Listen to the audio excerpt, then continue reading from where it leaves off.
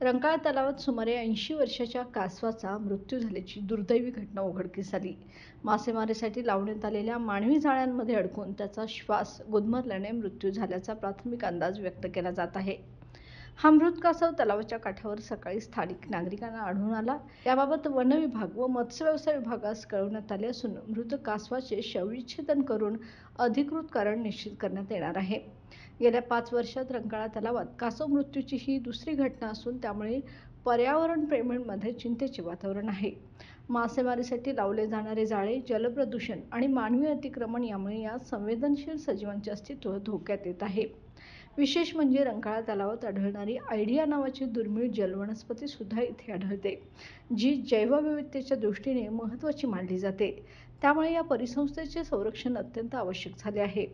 पर्यावरण अभ्यासक व स्थानिक कार्यकर्त्यांनी रंकाळा परिसरात मासेमारीसाठी वापरण्यात येणाऱ्या जाळ्यांवर बंदी घालण्याची आणि कासवांसाठी सुरक्षित क्षेत्र निश्चित करण्याची आता मागणी होत आहे। रंकाळा म्हणजे पर्यटन स्थळ नाहीये फक्त, हे आहे अनेक जैवविविधतेने नटलेलं आणि इथे एक दुर्मिळ प्रजाती आढळतात। काही दिवसांपूर्वी येथे 80 वर्षाचं कासव मृत झालं, तर यामागचं नक्की कारण काय हे आम्ही शोधतोय। तर इथल्या नागरिकांकडून जाणून घेऊया की त्याच्यामागची नक्की कारणं काय असू शकतात। नमस्कार दादा। नमस्कार मॅडम।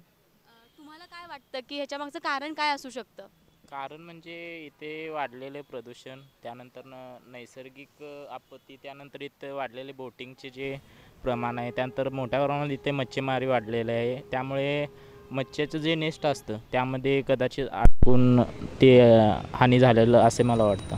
ॲक्च्युली हे जे प्रदूषण आहे, त्या प्रदूषण म्हणजे नाले आणि गटारी वगैरे याचं पाणी जे याच्यामध्ये येतं आहे रंकाळा तलावामध्ये, ते न येणं गरजेचं आहे। आणि त्यासाठी त्यांनी आता बरेचसे हे पाणी बाहेर डायव्हर्ट करायला प्रयत्न केलेला आहे, पण ते होत नाही आहे।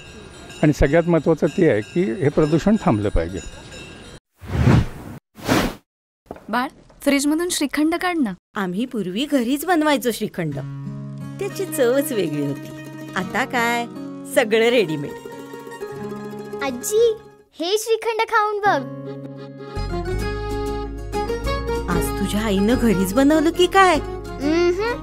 हे आहे गोकुळचं श्रीखंड, अगदी जिभेवर रेंगाळणार। जिभेवरच नाही तर मनावरही रेंगाळणार। गोकुळ श्रीखंड, मनावर रेंगाळणार।